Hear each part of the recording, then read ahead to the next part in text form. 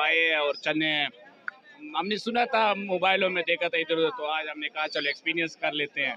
तो यार बड़ा मज़ा आ रहा है, जिंदा दिलाने वो है लोग है, मज़ा आ रहा है। आज पिंडी वाले भी लाहौर जिंदा दिलाने, लाहौर बिल्कुल की तरफ बिल्कुल पिंडी जिंदा बिल्कुल दिला बिल्कुल, रहे इनको देख के ये जज्बा हमें भी आने लगे है। हैं।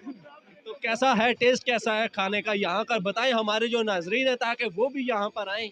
यार बड़े मज़े का टेस्ट है, जहाँ पे भी जाए, ये नहीं है एक दुकान, जहाँ पे भी जाए हर दुकान का जो है ना, मेन चीज़ है कि फैमिली को ना ले आए, क्योंकि रौनकें हैं लेकिन लोग बड़े ज़्यादा रश है।